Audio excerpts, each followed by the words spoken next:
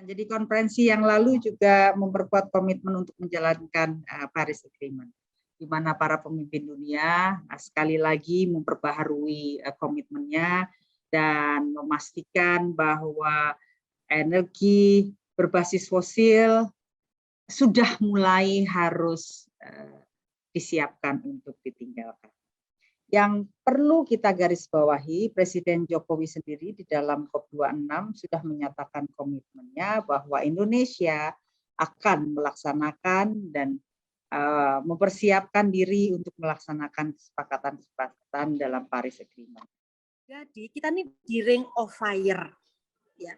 Jadi pembangkit listrik tenaga panas bumi ini mikro, ini banyak sekali. Kita jangan ngomong yang superheated 400 derajat Celcius gitu.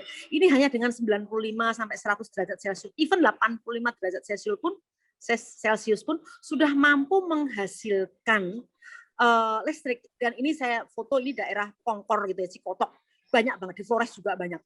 Inilah yang perlu kita tingkatkan karena ini lokasinya sangat dekat dengan rakyat yang kebetulan belum menikmati listrik. Ini sangat bersih energinya. Dunia sekarang ini struktur ekonominya sudah sangat tergantung kepada fosil. Dan kalau kita misalnya mau buka data sampai tahun 2050 mungkin 70% masih dari fosil. Jadi bauran energi global itu masih dari fosil. Dan itu juga yang infrastruktur ekonominya relatif sudah mapan, infrastrukturnya terjangkau, harganya juga relatif affordable. Masalahnya ini adalah apakah kita terus-menerus akan menggunakan energi fosil yang tentu saja jumlahnya terbatas meskipun tidak habis. Ini jangan-jangan kita ini terjebak kepada siklus yang tidak pernah putus itu. Kalau dengan listrik mahal, nggak usah ada teori macam-macam. Ya, pakai aja apapun, bikin listrik.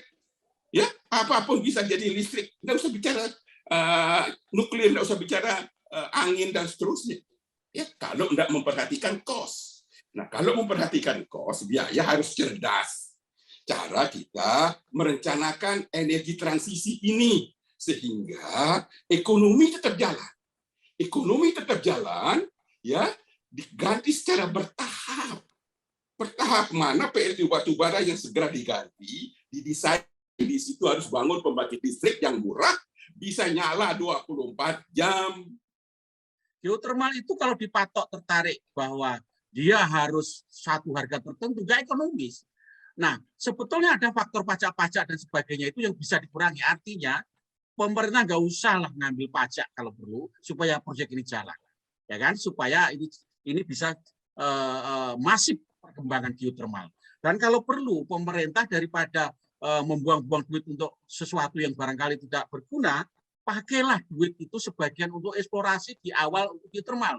Namanya drilling, financing drilling, artinya skematik drilling eksplorasi oleh pemerintah. Saya pikir sudah ada framework-nya dan itu bisa dilaksanakan. Ada satu prospek bahwa dalam beberapa dekade ke depan karena perkembangan teknologi menjadi lebih efisien maupun cara kita dalam dalam gathering energi tersebut menjadi lebih baik, sebenarnya energi terbarukan ini makin lama akan makin murah. Dan belajar dari banyak teknologi yang lain di luar dari sektor energi, sebenarnya teknologi membuat membuat sesuatu yang dalam 10 tahun yang lalu itu nggak terbayangkan, ternyata saat ini kita bisa menikmatinya dengan harga yang lebih murah dan kompetitif. Semua kita punya, nuklir kita punya, matahari kita punya, angin kita punya, air kita punya, geothermal kita punya. Apa sih yang tidak kita punya? Apa? Tadi Mas Sulianto teman dari Kompas menyebut, ini soal teknologi. Dan ditunjukkan juga tidak benar harga ekonomi dari energi terbarukan itu mahal. Makin lama makin turun. Dan betapapun mahal investasinya, di masa depan dia pilihan yang murah dibanding energi fosil yang akan habis. Lalu di mana persoalan kita?